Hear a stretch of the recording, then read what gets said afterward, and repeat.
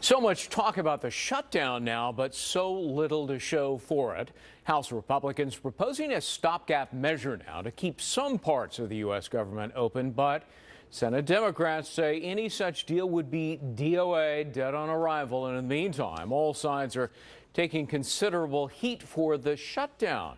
Look at this. A Fox News poll finds more voters have negative views of Democrats and Republicans and the Tea Party movement than positive, but the disapproval rating for Republicans, well, the largest by 24 points. Deneen Borelli is a Fox News contributor, director of outreach for FreedomWorks. Richard Goodstein is a Democratic political consultant, former advisor to Hillary Clinton's presidential campaign. Nice to have you both here. Hi, Greg. Richard, let me start with you. Because, Richard, you know, the president has embraced this rather novel tactic. I refuse to talk. Right. Is that a risky strategy because it could, Richard, reinforce a damaging impression that, you know, this is a president who is devoid of leadership skills, rolling up his sleeves and working with other people? And the longer this goes on, Richard, the more indelible that impression may become. Well, that's an interesting theory. It's confounded by the polls and in some other factors. For example, the poll that you just cited shows that the public actually does not think that the president is kind of misbehaving in quite the same way. That could change pretty quickly. You know politics. politics. Of course. Well, but we also know that by 3-1, when asked the question, do you think it's worth defunding Obamacare and therefore getting the government to shut down, by 3-1, people say, no, we do not want that as the price to pay. And let me just twist it, Greg.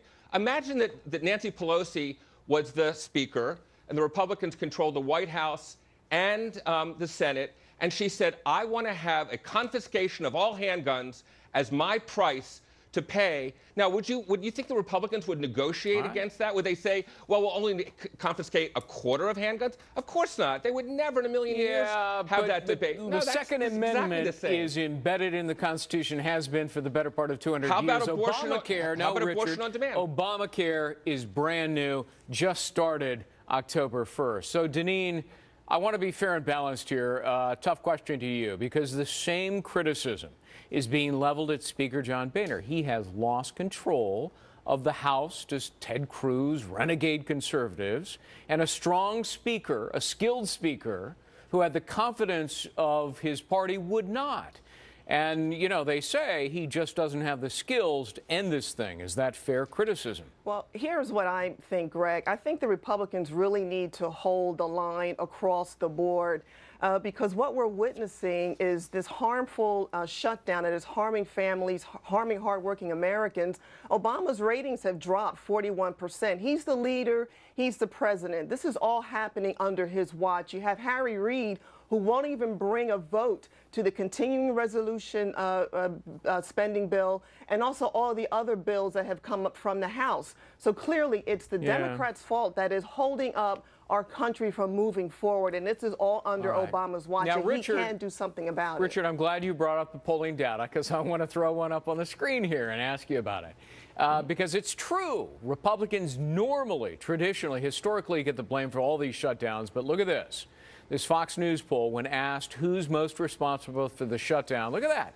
Boehner and Obama are statistically even in the blame game, 25-24 within the margin of error. 20% think everybody's to blame. So what about that, Richard?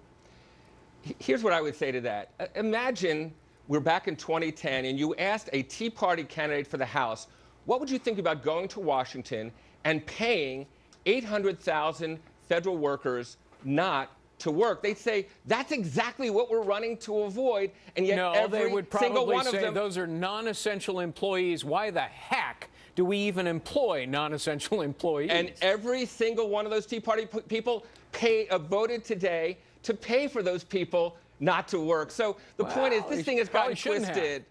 Well, that's a debate you need to have with them. My point is, if there's any question about who's winning or who's losing, that vote proves it, because remember, we've gone from defunding Obamacare to delay it a little bit to now the whole debate it's a train is wreck. Yeah. Well, hold on. It's all about funding things which the Ryan budget would grossly slash. Right. Deneen, Yeah.